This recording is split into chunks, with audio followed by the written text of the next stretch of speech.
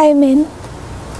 I understand that it would be normal to have notes in a class of this style, and I've decided to not print notes because I don't believe they would be that useful to you.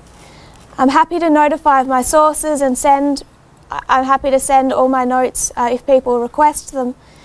But really, for some of this history, it's been a little bit like wading through knee-deep mud to try and find relevant points in those paragraphs. And I haven't wanted people to have to do that and get bogged down with details of other kings, other unrelated events, or the personal opinions of the authors.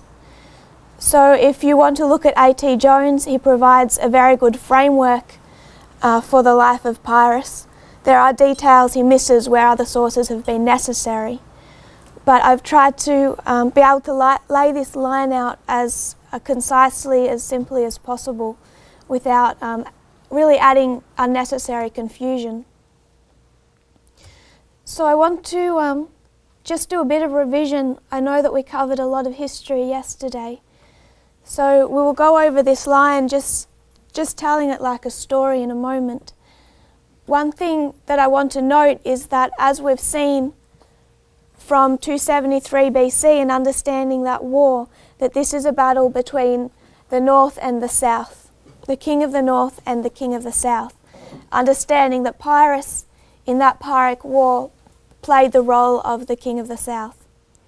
His name, Pyrrhus, comes from the prefix pyro, and that's probably a word you'll recognise. Pyro meaning fire, high temperature, etc., used in the formation of compound words such as pyromaniac, pyrotechnics, pyrogen, etc., all relating to fire or temperature, heat. Pyrrhus particularly, though, his name means flame red, and it's referencing that colour, the red colour that you associate with fire or burning embers, so it's that colour of fire. Pyrrhus was born 4 years after the death of Alexander the Great in 323 BC into a very turbulent time in world history, those 22 years that span 4 Diadochi Wars. Those 4 Diadochi Wars are what broke down Alexander the Great's empire from dozens of generals down to the 4 ones that we know are the 4 horns of Daniel chapter 8. The line we've marked really is marking Pyrrhus's, not his birth, but his entrance onto the world scene, into the world politics of that time. So where he enters these global turbulent times is in 303 BC, and this is in the middle of the 4th Diadochi War. In the 3rd and the 4th Diadochi War, you have our 4 famous generals united against a common enemy, Antigonus, known as Antigonus Monothelmus, Antigonus the one-eyed, because he would wear an eye patch, he only had one eye. He was supported in battle by his son Demetrius, and Demetrius was in an alliance with Pyrrhus by marriage. So in 307 BC, Demetrius frees Athens from a dictator placed by Cassander. This broke the peace treaty that ended the 3rd Diadochi War and began the 4th. Pyrrhus and Demetrius go into an alliance in 303. In 301 BC, this alliance is useful when Pyrrhus backs Demetrius at the famous Battle of Ipsus. Cassander, Lysimachus and Seleucus, turning up just in time with approximately 400 war elephants that he'd brought from the east, fight against Antigonus, Demetrius and Pyrrhus. And our 3 allies are victorious in this battle. But for Demetrius, who is really the main character I'm wanting to pick up in this story other than Pyrrhus, for him it's not such great a loss, because with the death of his father, he ascends to the throne, he becomes king, he has his own navy, his own territory to fall back on, and within a fairly short space of time, he's built up an empire that rivals that of his father's. Pyrrhus in this battle undefeated but has to retreat when Antigonus is killed. We covered a little of this history in here that isn't really written down, the division of Macedonia. That occurred because of the death of Cassander, who left it to his eldest son who died. Then you had two younger brothers fighting for the kingdom. And out of that struggle, which both Pyrrhus and Demetrius got involved in, Pyrrhus fairly valiantly just took his piece of territory and placed one brother on the throne. Demetrius, though, as appears to be his character, just killed that brother and took the throne of Macedonia. So in this jumble of politics, they both take Macedonia and divide it between them. So you have a division of territory. This put a huge strain on their alliance. By 291 BC, this division has occurred. Pyrrhus' sister, who married Demetrius, has died. What I didn't mention yesterday is Pyrrhus' wife, Lanassa.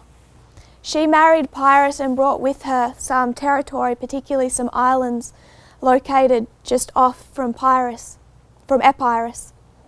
in that marriage. And the story is told that she came from a background where polygamy wasn't accepted and Pyrrhus didn't. So she saw him as being unfaithful to her when he started marrying multiple wives.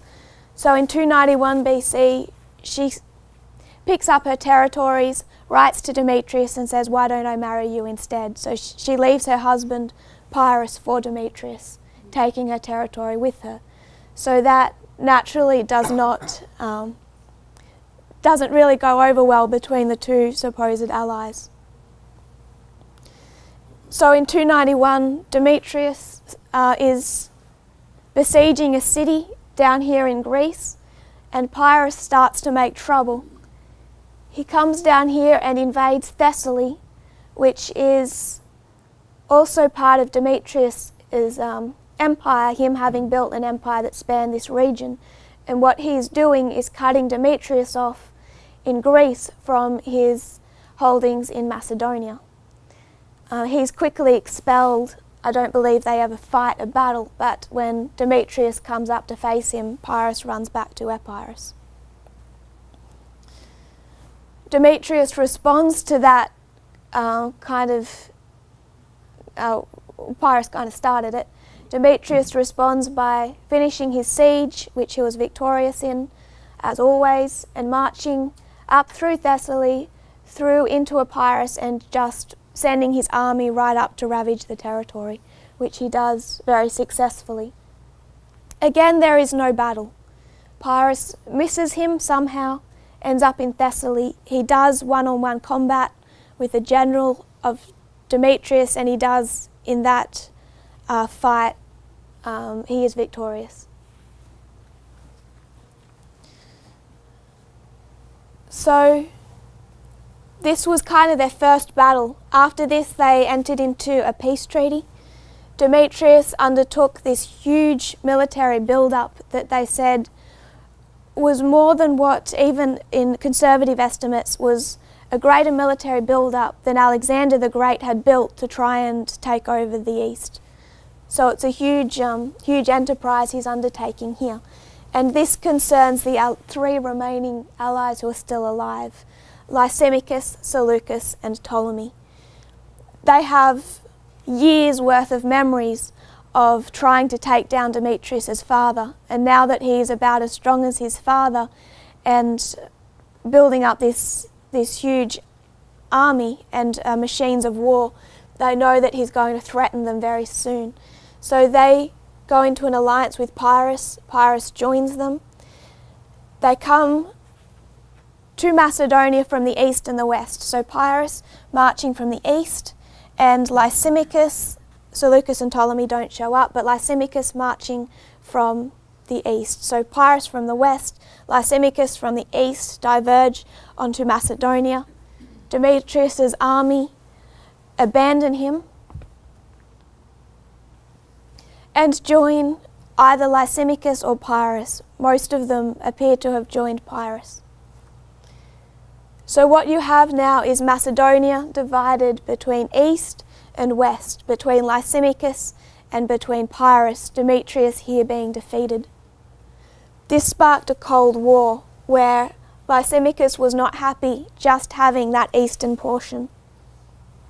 Through sanctions, through subterfuge, he turns Pyrrhus's own territories against him, and Pyrrhus loses all but his nation of Epirus that we have marked. Also, at this waymark, we have a change in scene. So, while all of this is going on in Macedonia, over in Italy, Thurii has changed its alliance, really. So, Thurii, located on the western side of the Gulf of Taranto, decide to align with Rome, and this was the trouble most of these Greek city-states faced.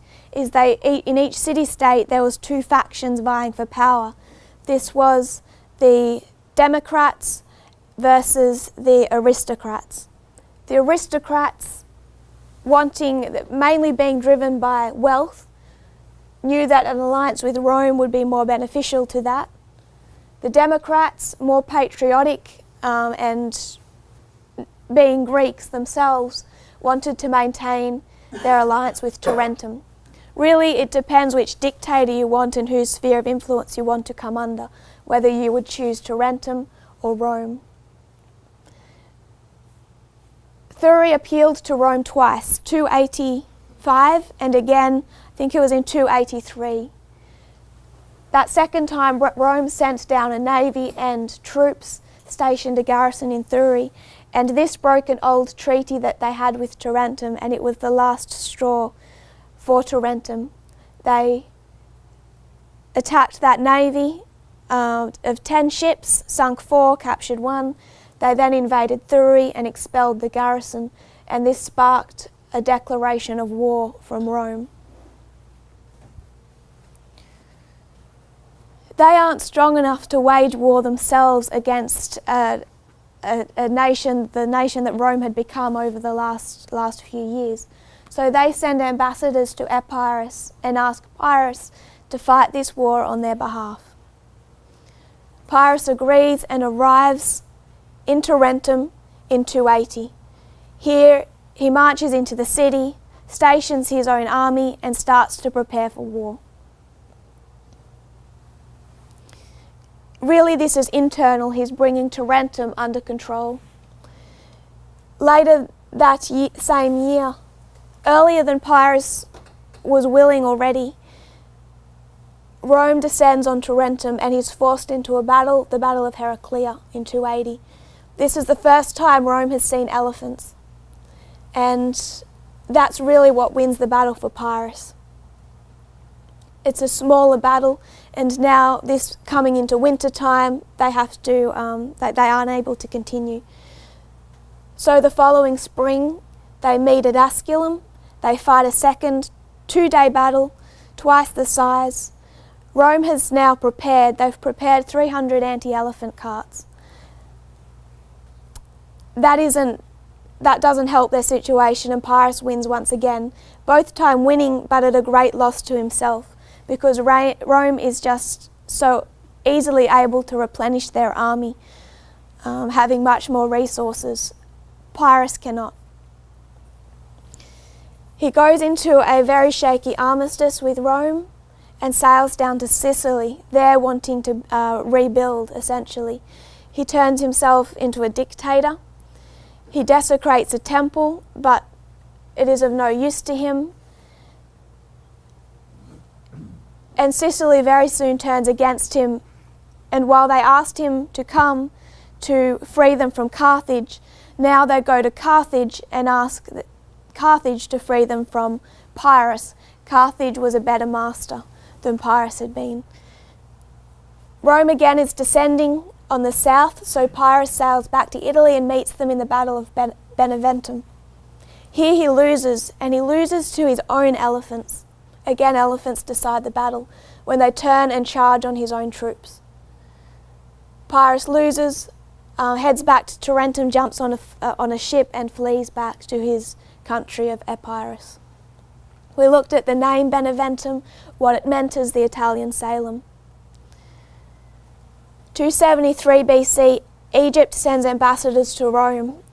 Egypt has had a lot of contact with Pyrrhus over the years. Pyrrhus's first wife was Ptolemy's stepdaughter. So they've been following this battle, and really it's these three battles, this war with Rome, that makes them take notice of Rome. So they send ambassadors in 273. In 272, Rome sends ambassadors back to Egypt, led by Fabius Maximus Gergus, the Maximum Flood. Pyrrhus dies in the streets of Argos, Argos meaning the white colour of grain at harvest. He is 46 years old, and Tarentum finally surrenders. They've been under siege since 275, a 3-year siege. So you have the completed falling of the south.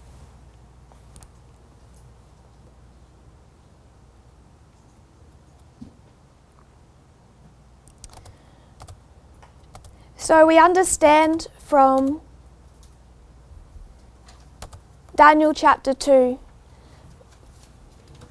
and that statue, and when Daniel says to Nebuchadnezzar, "Thou art this head of gold," we understand that a kingdom and a king can be used interchangeably.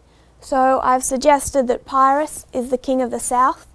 I would suggest that Tarentum represents the king of the south, and depending which line of history we see a change in this history, Pyrrhus also represents the king of the south. So I want to pause our journey through history and have a little look at Pyrrhus and the history of that country.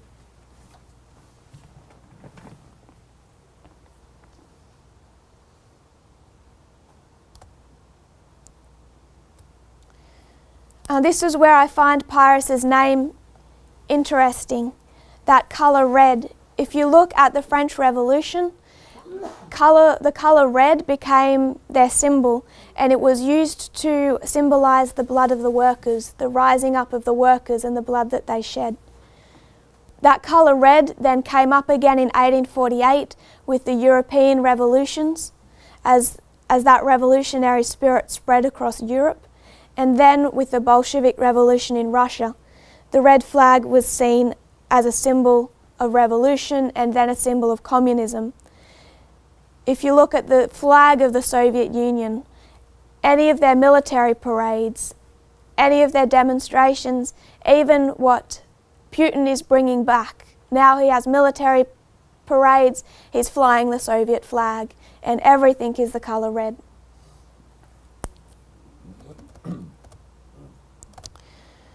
So if you follow back into the history of Pyrrhus, much like the history of Rome, it descends into the mythological, where they believed they had descended from gods. The first known king that enters that history, the first king that history records, is Admetus in around 500 BC.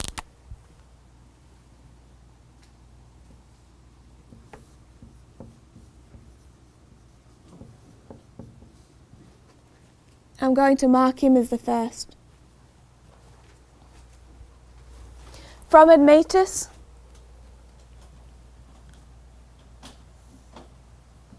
Pyrrhus is the 10th.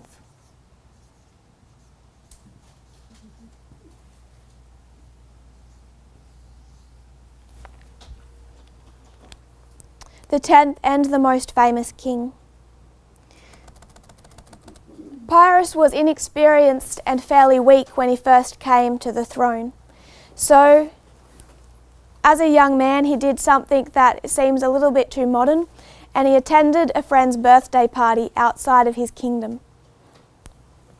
While he had left his kingdom unoccupied, a rival faction stepped up and took the throne from him. And that king was Neoptolemus II.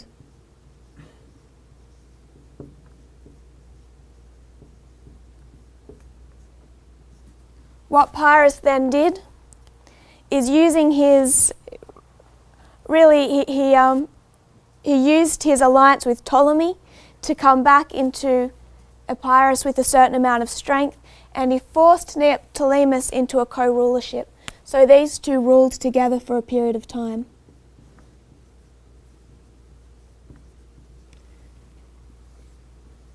And they co-rule. Alleging that Neoptolemus was plotting against him, Pyrrhus used that as an excuse to have him killed.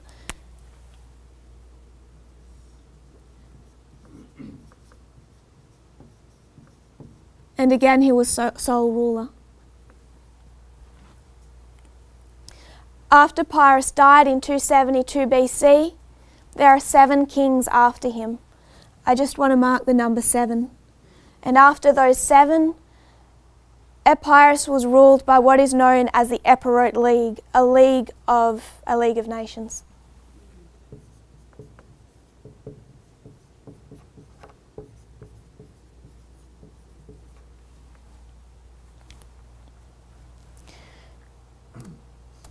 So in our history, who do you think would be represented by Pyrrhus? King and a kingdom, and who is the king of the south?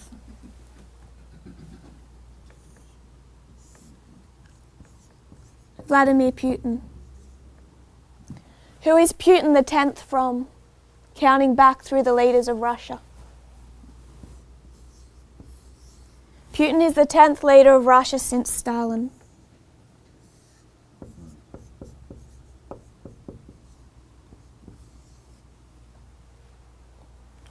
Putin, though, came to the presidency young, fairly inexperienced, without a long, solid background in politics. He'd only been involved in the politics in Moscow for about 3 or 4 years. So he steps into the presidency not by election, but by Boris Yeltsin's resignation in 1999, end of 1999. In the year 2000, he runs for election and wins. 2004, his first term ends. He runs for election again. He runs a second term. 2008 is the end of his second term, and that is the maximum he's allowed to rule for under the Russian constitution. They're only allowed to run for 2 consecutive terms, the key being consecutive. He can run for a third term, but not consecutively. So he knows 2008 is the end. So what does he do in 2008? He makes a very, very clever move. He names his preferred successor as Dmitry Medvedev on the 10th of December 2007. This took the West by surprise, as they thought Medvedev too modern, too pro-Western to earn Putin's endorsement. They were expecting him to choose someone from his old ranks in the KGB. But Medvedev was successfully elected on the promise that he would make Putin his prime minister. I find the poster for his election absolutely fascinating. You have a photo of Putin and Medvedev standing side by side, and it reads, "Together we win." This was a co-rulership, not even hidden.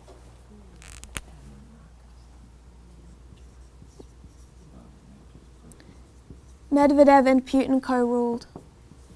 And if you want to get into body language with that photo, there's 2 men standing side by side, and who's in front? Putin. And who's talking? Putin. Medvedev is sitting in the background smiling, taking it all in. Medvedev isn't even in the front. Medvedev is faithful, probably because the other options aren't very congenial. And he does not run for a second term. He just runs for the 1 term, which is all Putin needs him to do. In 2011, Putin announces that he's running for a 3rd term, and he steps back in as president. If we're going to mark his death at Sunday law, I'd like to suggest you can mark the number 7, and then his territory is ruled by the Epirot League, a league of nations.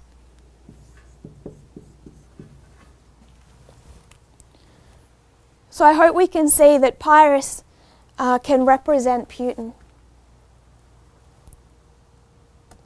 I want to make that, try and lock that down a little more for us if we can, and go back into the history of his father.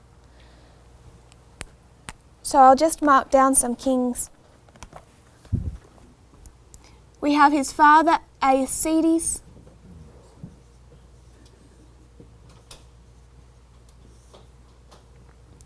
Neoptolemus II, in this story it is the same fellow.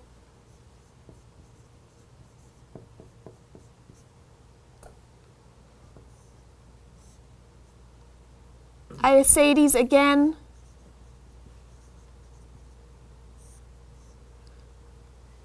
And then Alcetus II. And I'll just run you through this history.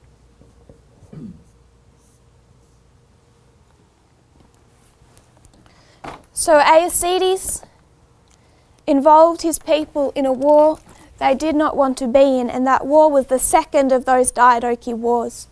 Alcides being a close relative of Olympias, the mother of Alexander the Great.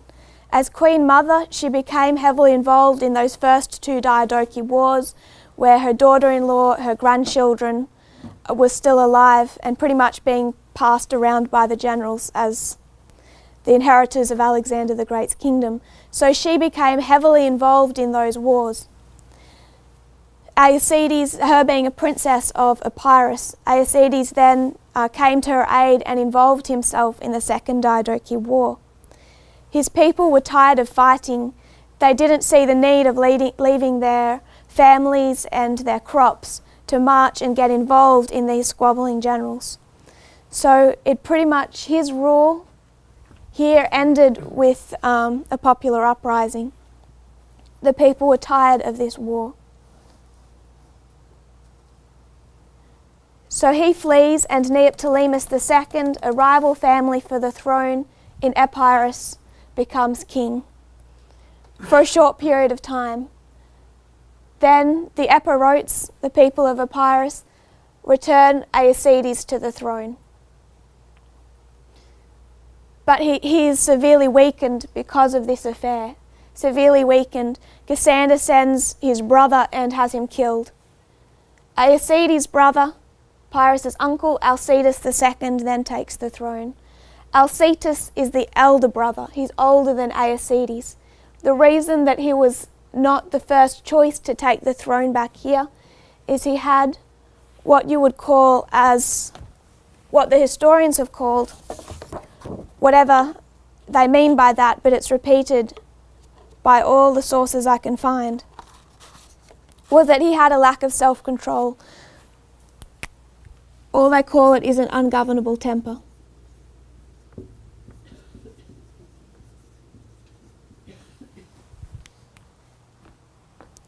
So Alcides is removed in a coup.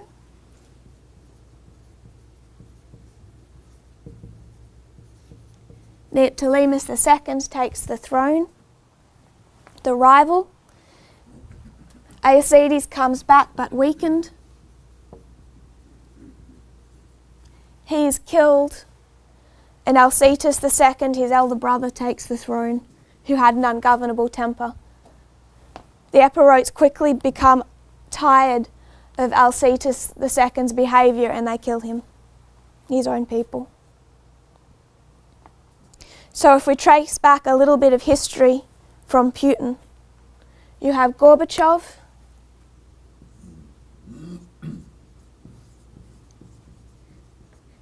in 1991 you have the Gang of Eight, led by Yanayev. They remove Gorbachev in a coup.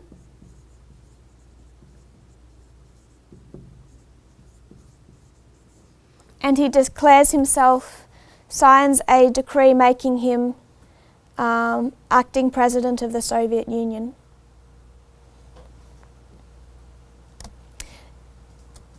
It's very short, it doesn't last long.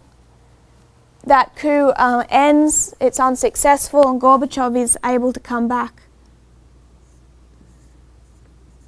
but he is severely weakened by this, also in the eyes of the West.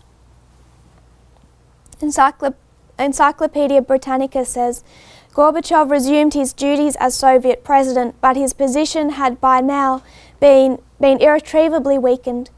Entering into an unavoidable alliance with Yeltsin, Gorbachev quit the Communist Party, disbanded its Central Committee and supported measures to strip the party of its control over the KGB and the armed forces. Events outpaced him, however, and the Russian government under Yeltsin readily assumed the functions of the collapsing Soviet government, as the various republics agreed to form a new Commonwealth under Yeltsin's leadership. On December 25 of 1991, Gorbachev resigned the presidency of the Soviet Union, which ceased to exist that same day. I want us to note that when Gorbachev steps down, the Soviet Union ceases to exist. They lowered the Soviet flag and raised the flag of the Russian Federation. And who steps up next? Boris Yeltsin.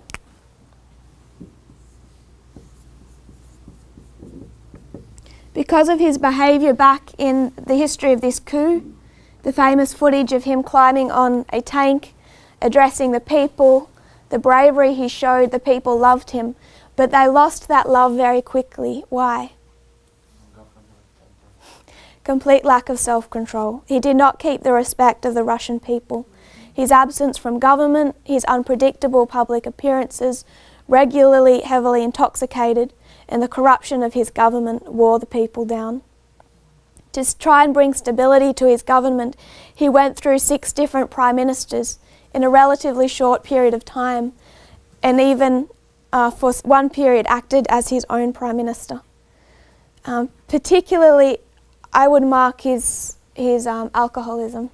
If you go onto YouTube, there's videos where his bodyguards are literally holding him up as he walks down from a plane or standing in front of President Clinton. He can't even stand.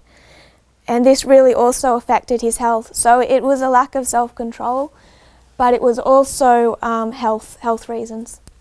And you'll see why I want to include that in a minute.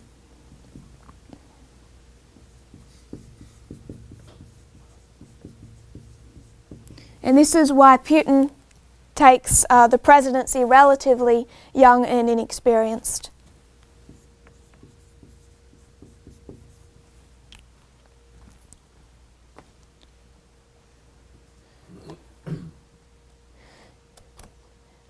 So we've seen Pyrrhus represents Putin, but if we understand end from beginning, who else does Putin represent? Stalin. Based on our understanding of the beginning showing the end, Pyrrhus is Putin, Putin is Stalin. It's fascinating that the secular commentators, even those that were loyal to Putin, who draw comparisons between Putin and Stalin, and I want to look at some of the parallels between these two men. One Soviet and Russian military leader is one of my sources, and he does all this from a positive perspective, saying that history has been cruel to Stalin, that he was a good guy. And even he, Konstantin Petrov, marks these similarities to show how Stalin and Putin are so similar. Prior to Putin, the rulers before him, Yeltsin, Gorbachev, the ones before them, they'd come from relatively wealthy Kulak families, the Kulaks being the wealthy peasant class. Putin didn't, and neither did Stalin. So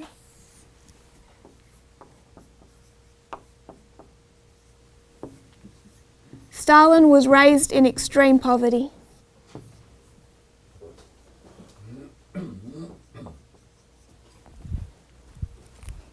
His father was an alcoholic shoemaker. They lived in 9 rented properties over 10 years. He was also heavily abusive and violent. Stalin's mother fled her husband and worked as a laundress to support herself and Stalin. Putin was raised in communal housing in the slums of Leningrad. His first job was hunting rats in the stairwells of the apartment. These communal housing apartments shared all the same facilities, and their most intimate living quarters were separated by cardboard. The history of his family before is fascinating. I think it was his grandmother who went through the siege, I think it was of Leningrad. And the history of what these people went through, the percentage of that city that died, and she's so weakened that they took her and threw her in with the dead bodies, not knowing she was still alive, where she laid for days till crawling her way out. So Putin comes from a family of fighters and survivors, but through awful, awful history. Stalin was part of the ground force, foot soldier, at the beginning of the USSR.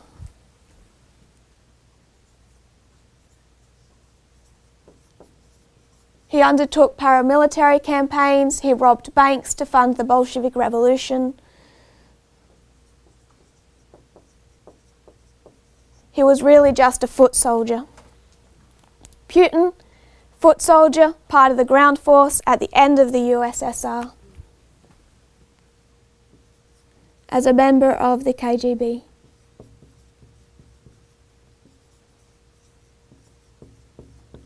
Both at the time, comparatively to those around them, unimportant positions. Stalin was a Bolshevik operative. He organised strikes, paramilitary operations. He's reported to have robbed a number of banks, killed quite a lot of people, anything to support the Bolshevik Revolution. Putin stationed in Dresden, Germany during 1989, during the fall of the Soviet Union. It's interesting, he's called that fall of the Soviet Union the greatest geopolitical disaster of the 20th century. So when you think of the millions that died and the geopolitical disasters that occurred from the beginning of the 1900s through to the year 2000, I find that quite a statement into Putin's mind, that he thinks nothing compared to the fall of the Soviet Union. Stalin became part of the communist government in 1917, pretty much just with the Bolshevik Revolution. And how he did this was pretty much by gaining favour of the leadership. Lenin appointed Stalin to the post of General Secretary of the Soviet Union in 1922. So Lenin appointed him.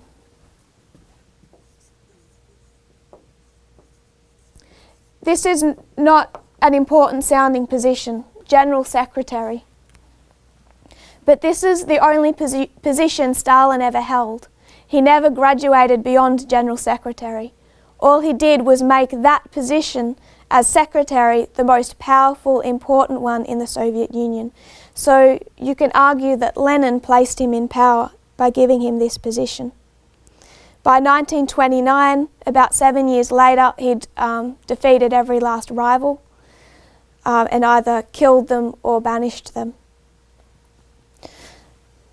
Putin, almost identical, entered local politics in 1991, moved to Moscow in 1996 to enter state politics.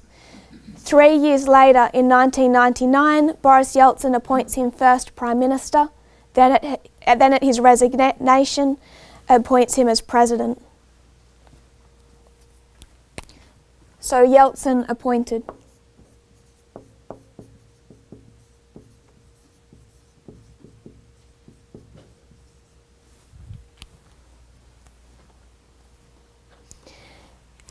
Just like Stalin had to spend those first few years suppressing rivals, Putin steps into a government that is not all that powerful to begin with.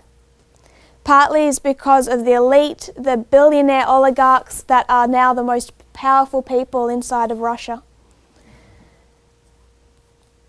He quickly, during the early year 2000, as he's running for that first election, he very quickly makes a deal with the oligarchs and works on bringing them under control, something that now he has done completely successfully. If you hear that a Russian oligarch is doing something that is business or personal or political, you know that Putin is behind it.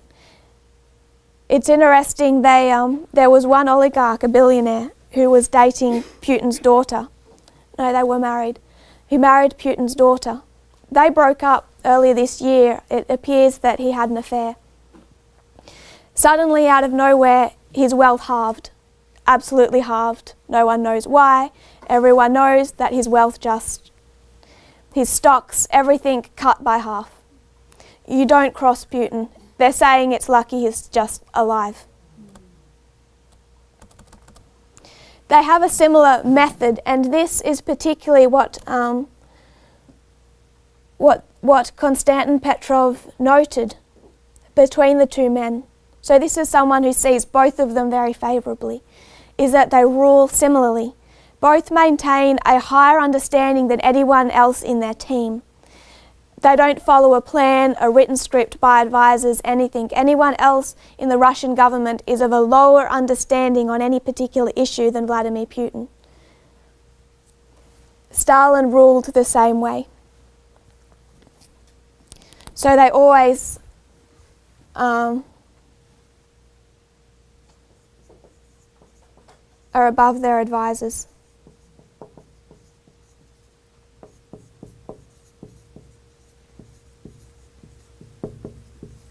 And it's one thing that makes him very unpredictable.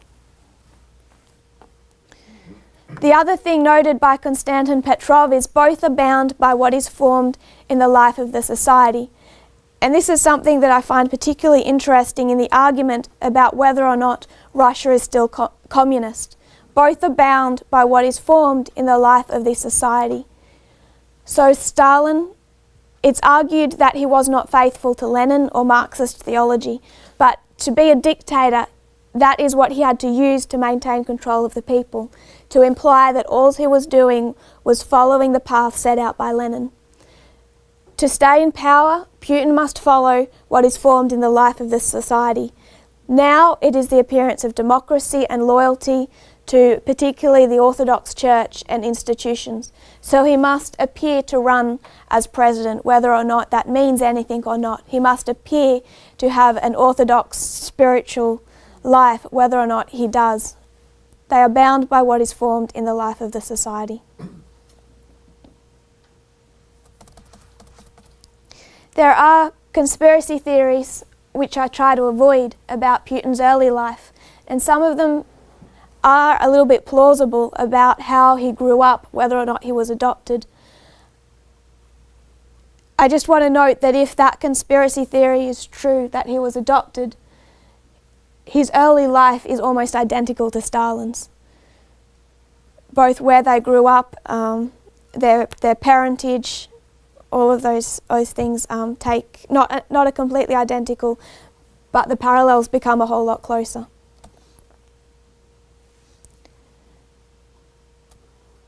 And both starting out by undertaking war in Chechnya also, which was Stalin's first work.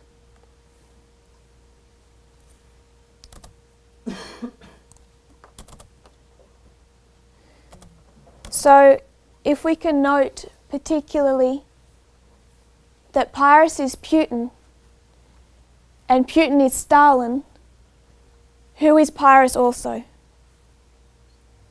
Pyrrhus is also Stalin.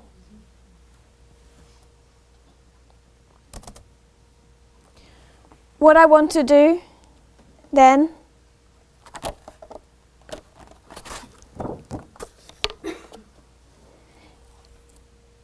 is pretty much map the Soviet Union, not from its birth like Pyrrhus, but from the time it enters global politics.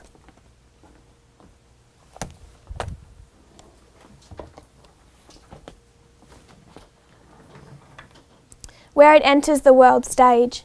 So Stalin spent the first years of his rule consolidating power. And this was a long process, as the only position he was ever given was that of General Secretary.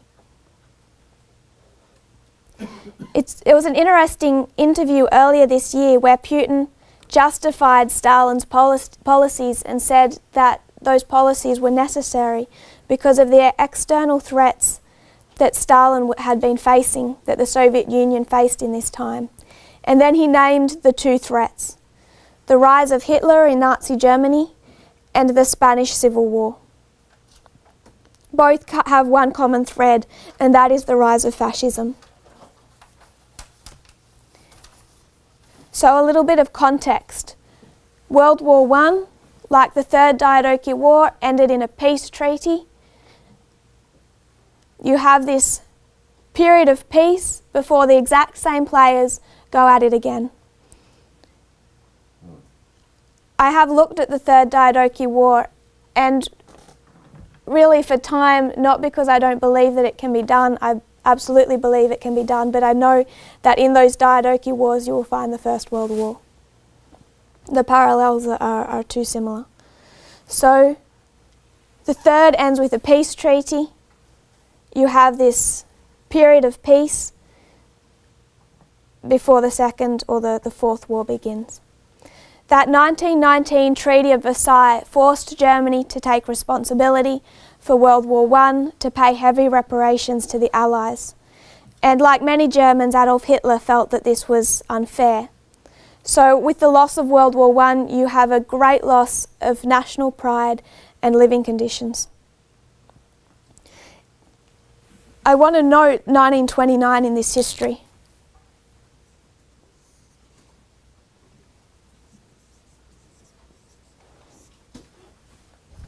(1929) is a real turning point. In 1928, Hitler came in ninth with 2.6% of the vote and only 14 of 491 seats in the Reichstag. 1929 comes, and with it comes the Great Depression. Germany, in the years previously, had been having trouble making their reparation payments to France and Britain that they'd agreed under the Treaty of Versailles. And to remedy this, under the Dawes Plan, America loaned Germany a huge amount of money. But when the stock market crashed in 1929, America wanted their loans repaid. This put a huge strain on what was left of the German economy. This final hit, after a 10-year loss of prosperity and national pride, was exactly what the Nazi propaganda machine needed. So if you note Hitler's rise in just a couple of years, in 1928 he comes in ninth with 2.6% of the vote, 14 of 491 seats of the Reichstag. The next year he comes in second. He goes from ninth to second, not 14 seats but 107 seats and 18.25% of the vote. 1932, a couple of years later, he comes in as winner with 230 seats, 37.27% of the vote, and January of the next year he is appointed Chancellor. 27th of February, the Reichstag fire occurs, and he uses that as an excuse to nullify civil liberties and pretty much place himself as dictator. So his meteoric rise comes in 1929 with the Great Depression. And it's really that economic situation that they were able to use. 1929, Stalin defeats his last opponent and achieves absolute power. It's also his 50th birthday. The press began to virtually deify him, and that's when he really starts building this cult of personality. 1929 is the Lateran Treaty.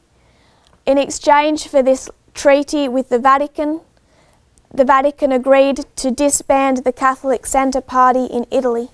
So also in 1929, the last Democratic Party opposing Mussolini voluntarily disbands. So you can place Mussolini, Hitler and Stalin all in 1929.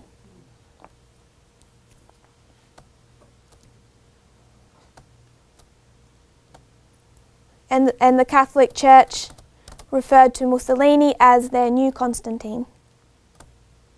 This is just worth noting, this was the agreement that the Catholic Church was making at that time, and it's what they did with Hitler a few years later, was dissolve the Catholic Centre Party. It was pretty much the last democratic stronghold against these dictatorships in Europe, both in Germany and in Italy, and to pass their code of canon law, this church law that they developed.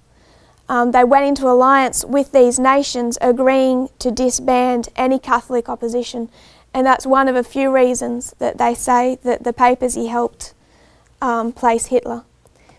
The Vatican itself wasn't afraid to disband these Catholic centre parties because they were independent to Vatican control. So if they're not taking their orders from the Pope, they're virtually useless to the Vatican. In fact, they wanted them gone because they supported policies, and it just wasn't the top-down structure that they were looking for, even though they were Catholic. What I particularly want to mark in this history, though, is the Spanish Civil War, which occurs from 1936 to 1939.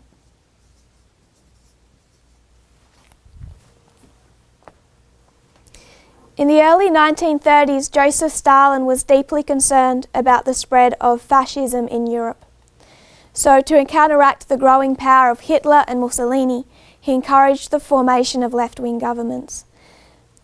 And this is what the Spanish Civil War was pretty much all about. It was a titanic struggle between communism and fascism, and who was going to take Spain.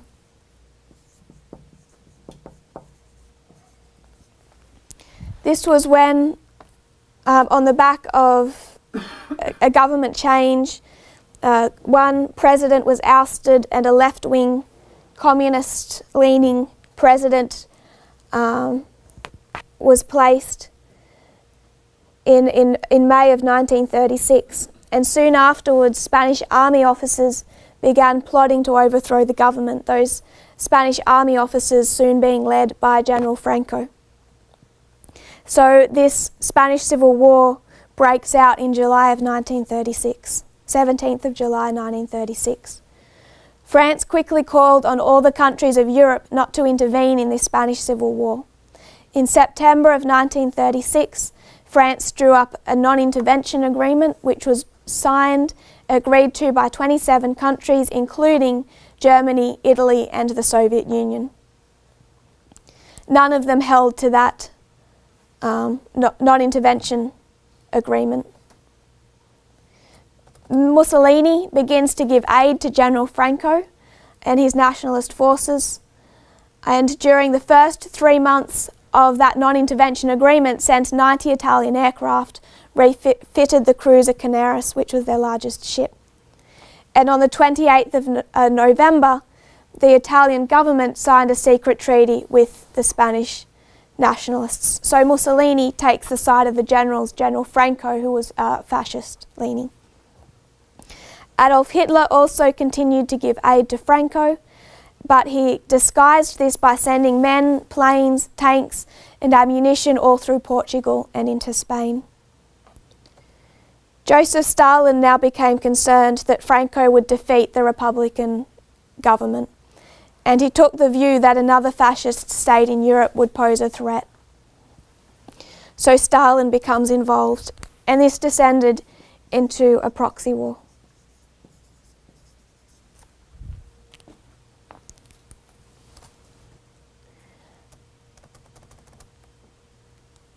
Spartacus education, Soviet Union, and the Spanish Civil War.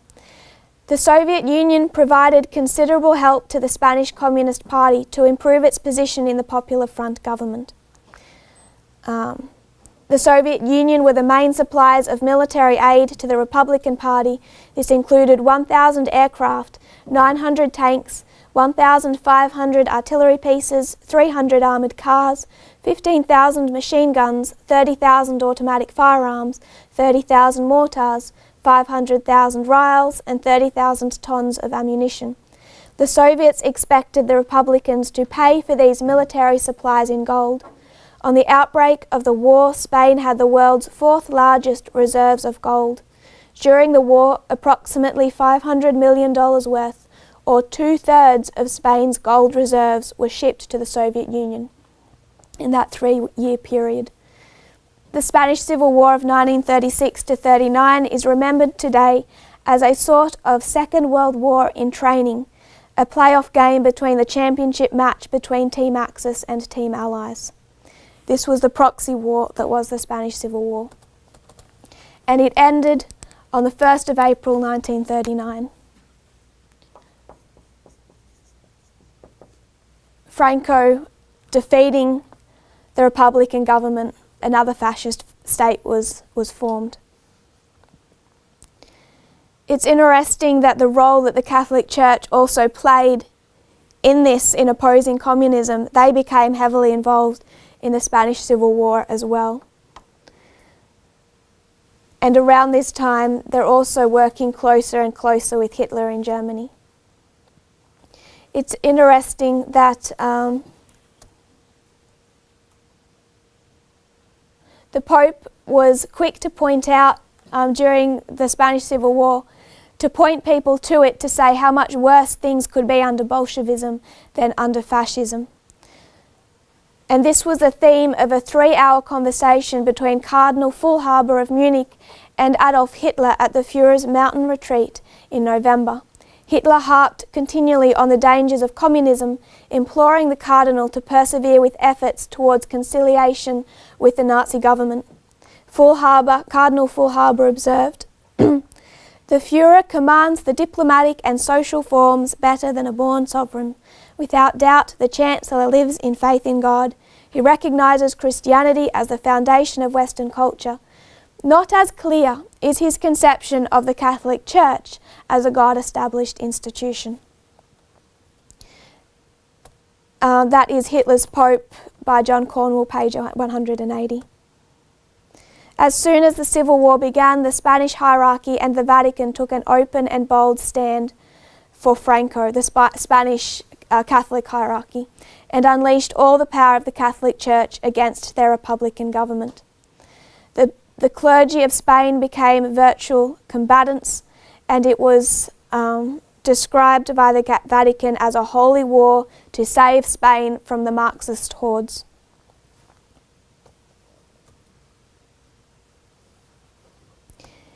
So Hitler, Mussolini, Franco and the Vatican were on the same side in the Spanish Civil War. And after the defeat of the Spanish Republican forces, Franco established himself as a Catholic dictator in 1939. Pius XII stated that God should be thanked for once more the hand of divine providence has manifested itself over Spain. Should be noted the tens of thousands of hundreds of thousands of people Franco killed in that Spanish Civil War, including Catholics and priests and nuns. And after that, in fact, after World War II ended, while Franco was still in power, Spanish Catholics would gather at the Vatican under that porch area where the Pope comes out, and after the Pope addressed the people, they would shout, "Spain for the Pope," and the Pope would shout, "And the Pope is for Spain." But as we noted, this civil war ended in April of 1939, and there had been this huge struggle between fascism and communism, between Hitler and Mussolini and Stalin. So what took the world by complete and total shock and surprise was when these two ideological enemies, on the 23rd of August, 4 months later, signed the Molotov-Ribbentrop Pact.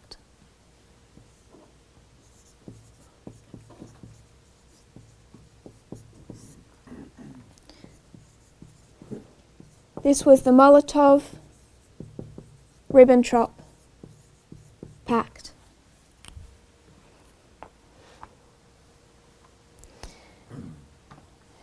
Towards this time in 1939, but just before this, Germany had annexed Austria and a border area of Czechoslovakia, and Britain and France had up till then tolerated his aggression. But then he made a territorial demand on Poland in the spring of 1939, and it became clear that France and Britain would not tolerate any more of Hitler's aggression. Further annexations would mean war in the West for Hitler. So Germany and France made a pact with Poland. These three nations came together to sign a pact to guarantee the integrity of Polish territory. If Hitler touched Poland, it would be war. Understanding in this history, with Hitler's aggression, his knows that he's instigating war with the West. So the last thing he can afford is to then have war in the East at the very beginning of his campaign. This forces him to recognise that the only hope is to go into an alliance with one of his enemies. And he does that in August with Stalin.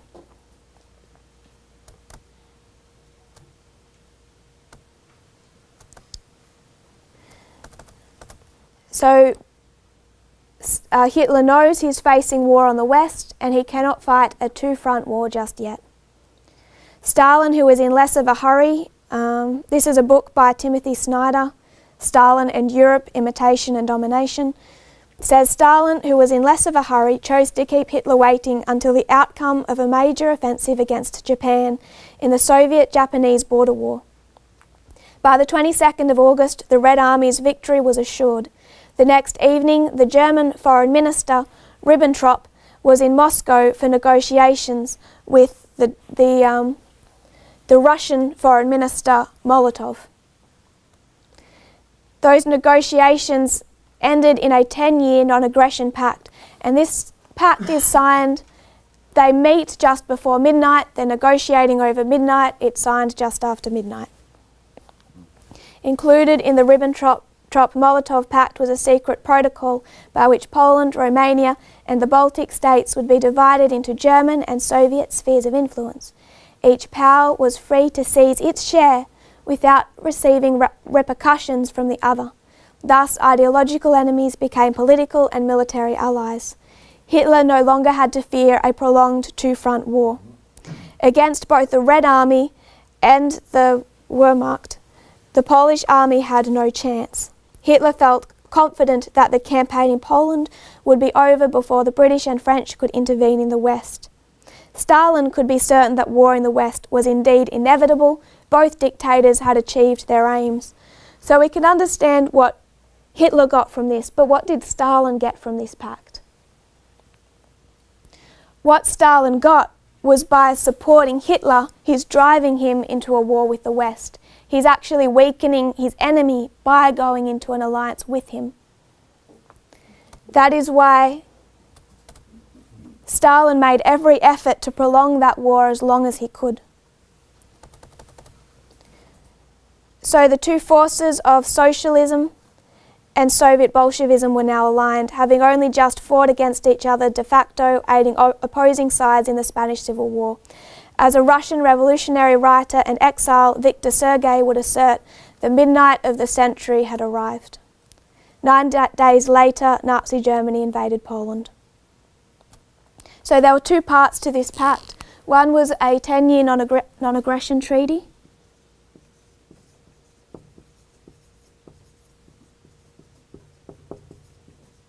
And the other one was secret, and it was the division of Europe, redrawing the map of Europe into two spheres of influence.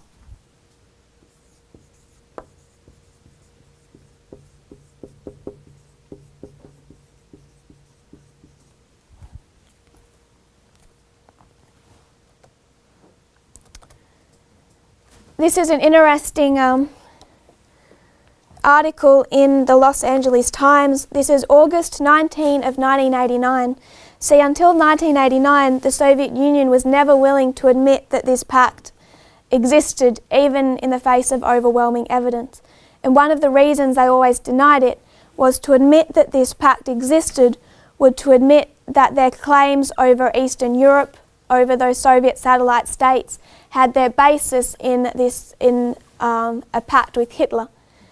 And they never wanted to admit to that. The Los Angeles Times, August 19 of 1989. Reversing decades of Kremlin denials, a senior Politburo member, Friday, conceded for the first time that Nazi Germany and the Soviet Union under dictator Joseph Stalin signed a secret pact on the eve of World War II that cleared the way for the Soviet annexation of the Baltic states. But Alexander Yakovlev, while arguing that the secret protocol to the 1939 non-aggression accord should be unequivocally condemned, denied that it had any legal impact on the Baltic states' current status as members of the Soviet Federation. Although he dismissed the nationalistic claims of the Baltic states, Yakovlev nevertheless broke new ground when he conceded to Pravda, quote, "There was, without doubt, a collusion between the Soviet Union and Nazi Germany."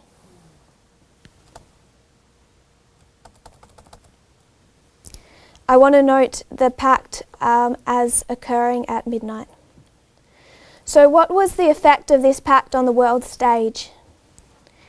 I'm going to read a quote from The Devil's Alliance, Hitler's Pact with Stalin, Chapter 2. The week preceding those opening salvos had had an oppressive tenor. Although the precise details of the pact remained opaque, most contemporary commentators agreed that it marked an unprecedented shift. "It is a stunning blow," Romanian diarist Mihail Sebastian wrote. "The whole course of world politics has suddenly changed with that pact." Moreover, there was a grim consensus that the pact was more than just another chapter in Europe's ongoing crisis and most likely heralded war. Thus the world statesmen urged circumspection. American President Franklin D. Roosevelt sent Hitler a personal appeal suggesting alternative methods in solving the crisis. French Premier Edouard Daladier followed suit, urging the German dictator to step back from the brink. Otherwise, quote, "destruction and barbarism will be the real victors." British Prime Minister Neville Chamberlain, meanwhile, was disconsolate, confiding to the US ambassador that the futility of it all is the thing that is frightful. Britain began preparing for the worst. London's museums began evacuating their treasures to the countryside. Hospitals were cleared of non-essential cases, and railway stations installed blue lights to comply with the expected blackout. Everywhere sandbags were filled and stacked and windows were taped, while Chamberlain prepared to move into the central war room, newly completed beneath Whitehall. Orders were prepared for the evacuation of children from Britain's towns and cities to begin on the morning of September 1. The public mood was dark. "Poor, weary world," one diarist wrote, "what a mess we people have made of it." This is the world's reaction. While the world digested the news of the Nazi-Soviet pact and considered the prospect of war, Ribbentrop had travelled back to Germany with his entourage to a rapturous reception from Hitler, who hailed his returning foreign minister as a second Bismarck. There's one other aspect of this pact that I want to note, and it's a much less glamorous one than what we usually mention. The pact's primary motive was to enable Hitler to invade Poland and instigate war with the West. That for him would have been suicide at the very beginning of his campaign. And I agree that this was necessary to prevent a two-front war, but a less attention-grabbing reason, a little more dull.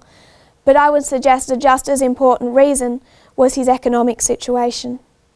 When Hitler came to power, the economic ties between the Soviet Union and Germany did weaken initially as Hitler implemented economic policies trying to improve the self-sufficiency of his nation, which is necessary in the event of war. It became apparent that Germany would not be able to be economically independent, so he instigated a trade relationship with the Soviet Union. This history is best described in the book Feeding the German Eagle by Edward Eriksson, which shows how Hitler had no other option than to rely on Soviet imports to begin his war effort. So 4 days before this pact is signed, they had concluded a German-Soviet commercial agreement, August 19. For him to undertake war, Hitler could only supply 25% of his oil needs, leaving Germany 2 million tonnes short a year. During peace, 10 million tonnes a year short to reach planned mobilisation totals. The problem was similar with all types of metals and metal ores. Also, Hitler needed to use Soviet-Russian lines to bring in his chrome, molybdenum, different metals from Turkey and China. This became particularly essential after the Western Front War began and British started blockading German trade routes. And many countries began to refuse to interact with Germany in trade. Without Soviet imports, German stocks would have run out in several key products by October of 1941, only 3.5 years into Hitler's 3.5 months into Hitler's invasion of the Soviet Union. Germany would have already run through their stocks of rubber and grain before the first day of the invasion, were it not for Soviet imports. In fact, in 1941, when Hitler invades the Soviet Union, he's marching over the border of those satellite states at the same time as the Nazi army is crossing into the Soviet Union. They are passing trains, yet unaware that an invasion is taking place, heading back to Germany with all of the oil, the metal ores, everything to fund his war. So they essentially supplied Hitler with everything he needed to fight them.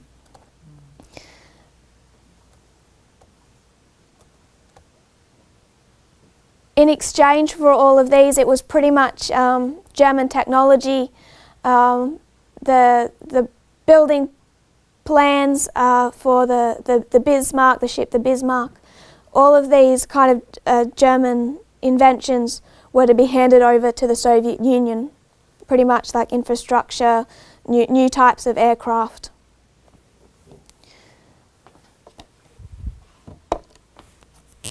So this pact was designed to enable Hitler to, on the 1st of September 1931, invade Poland. And he's taking on a threefold power at this stage. The Allies were France, Britain, and Poland. 3 allies versus Germany, who is backed by Russia.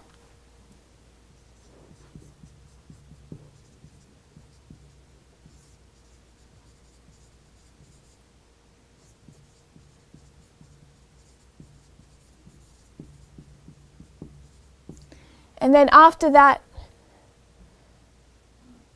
you have this division of territory of Eastern Europe. They've redrawn the map of Europe and they divide it into 2 spheres of influence.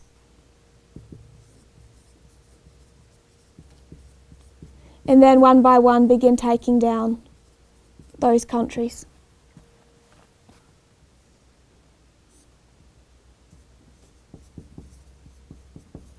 Their relationship is strained by that division as smaller points of what part of what countries, what railroads they're allowed to use. It causes a certain amount of tension.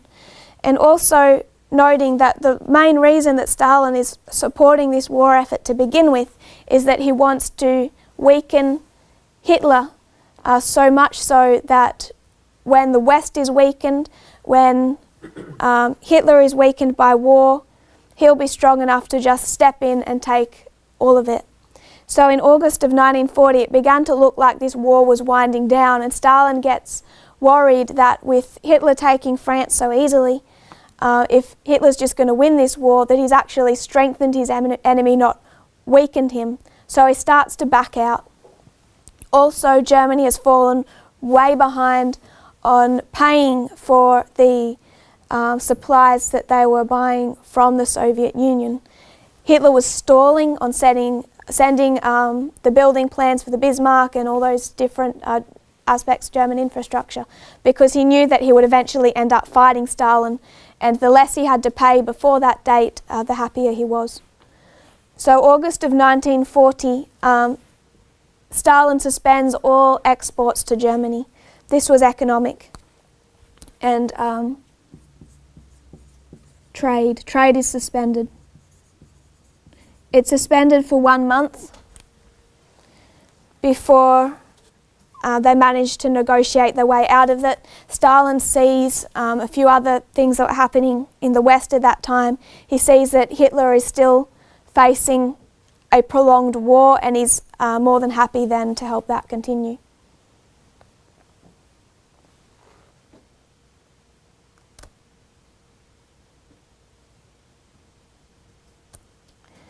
Around this time, just tying back to our study of Fatima, we understood the 25 years from 1773 to 1798. 1773, they stop fulfilling their job function, what they've been told by Satan to do. 1798, they're scattered.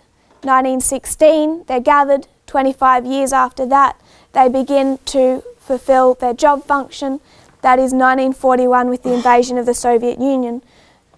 So keep in your mind that when we discuss this history, we're discussing the first attempt on the Soviet Union, not just by Hitler, but also by the Vatican. And around this time, when war with the Soviet Union began to look more and more likely, what Pope Pius XII did was begin an international promotional campaign for Fatima. And he spread Eastern Europe with those papers. Books and pamphlets written on the experience of the Portuguese children at Fatima, advertised as historic fact, may count in part for the foreign legions from Spain, Portugal, France and Belgium, which fought side by side with the Nazis when they invaded Russia in 1941. The superstitious Catholic masses rallied in medieval fashion to the anti-communist banner. That is the Article of the Vatican Towards Communism by Levi Morris Terrell. From the election of Roosevelt in 1936, the Vatican also attempted to establish diplomatic relations with the United States. I'd like to suggest what you have here is a Vatican trying to pick a beast.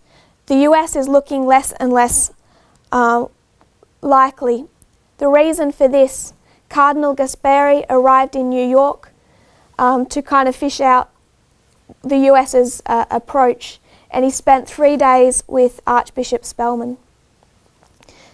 What they were trying to see was if they could open a diplomatic relationship with the United States. Hitler had started off good in the early 1930s, 1933, signing this pact with the Vatican, but coming up to this history, the beast has started bucking. It's not a very good beast. In fact, when around that history, 1939, 1938, he in one of his speeches, he said that every time the Vatican tried to push itself into the political sphere, he was going to push it right back into its appropriate sphere, which was purely church, not state. He was refusing to allow the church to dictate to the state. And when he invaded the Soviet Union, the Vatican approached him with a plan by which they were hoping to follow his invasion with a second invasion of priests and lead to a mass Catholic conversion of Eastern Europe. Hitler's response was the day that he allowed the Catholic Church to undertake this enterprise in Eastern Europe would be the day that he allowed every single religion to do the exact same thing so that they could, quote, beat each other to death with their crucifixes. So his attitude toward the Vatican increasingly over this period, as he no longer found a need for them, was increasingly hostile. So there is kind of this area where they're also fishing out how the United States is looking. Problem, September 3 of 1939, the date that Britain and France declare war on Germany. President Roosevelt wrote to Pope Pius XII and he said, "I believe that the survival of Russia, communism, is less dangerous to religion, to the church as such, and to humanity in general than would be the survival of the German form of dictatorship." And this is where they split. This is where they disagree, and the Vatican and the US in this history cannot align, because to Roosevelt and the United States it's Hitler that needs taking down, whereas for the Catholic Church it is communism and Soviet Russia.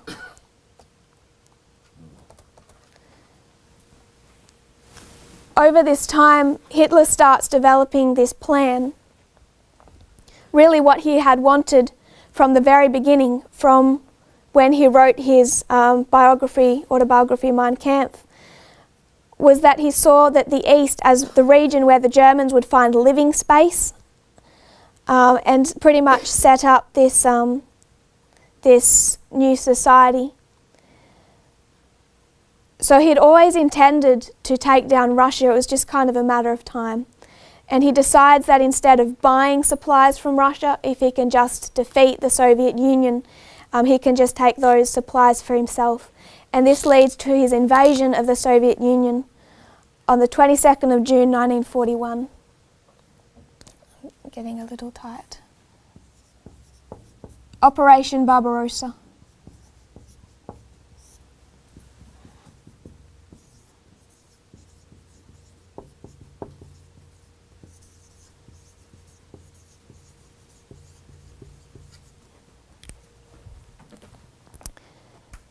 you have the beginning of war in the west and then the beginning of war in the east.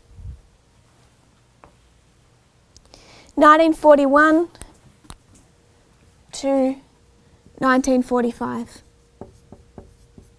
You can also mark in this period the Holocaust. I know that it began previously, but in a truly awful history, with now war on two fronts, Hitler is no longer interested in just concentration camps and having to staff these places. And what he brings into use in 1941, invented and used, was the gas chambers. Now it's just wholesale massacring.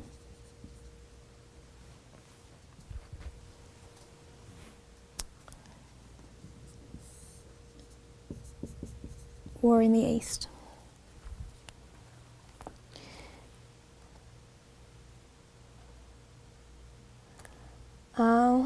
And you just have the wholesale slaughter of tens of thousands of hundreds, millions of people between the Soviet Union and Russia.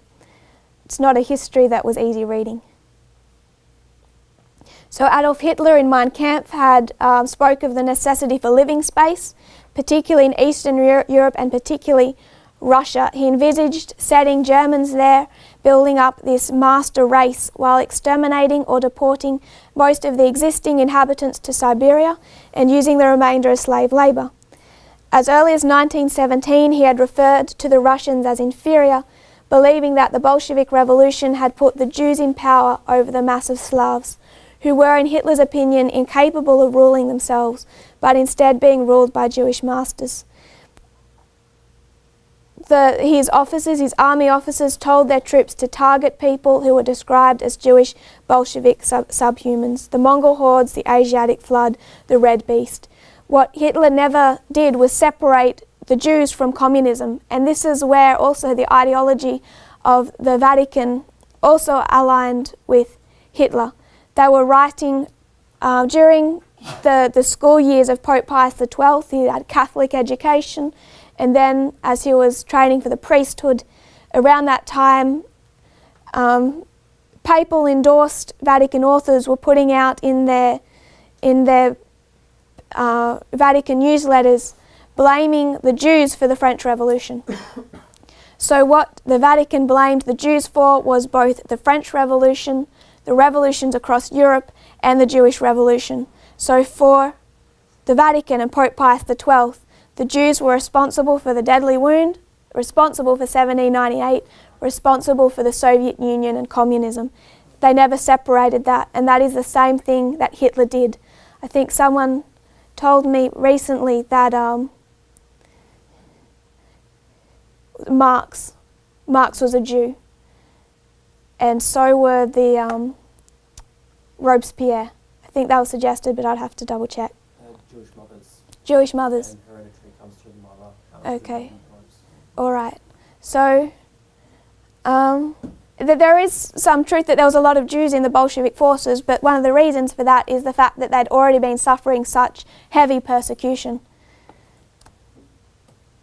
It's interesting with this invasion, the change that went over the Russian attitude changed towards religion. On August 21 of 1941, the Moscow radio called upon all God-loving inhabitants of the occupied countries to rise in defense of their religious freedom.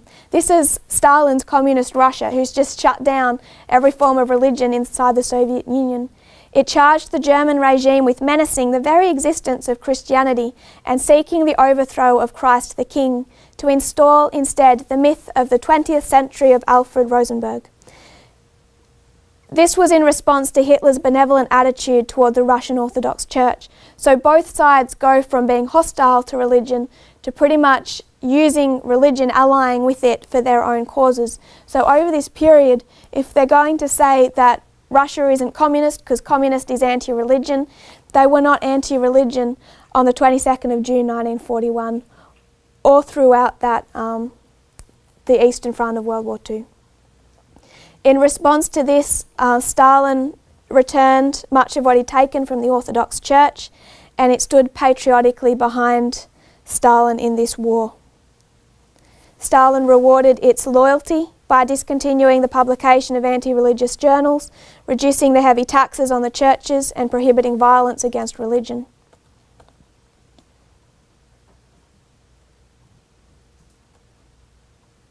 German bishops in 1942 declared a victory over Bolshevism would be equivalent to the triumph of the teaching of Jesus over that of the infidels.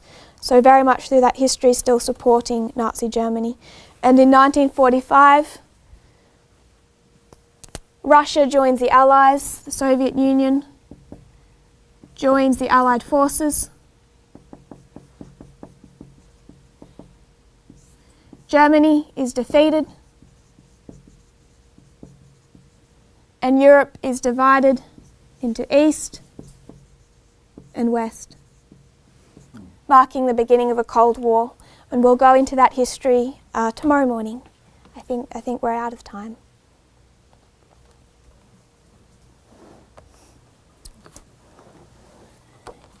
If you would kneel with me, we'll pray.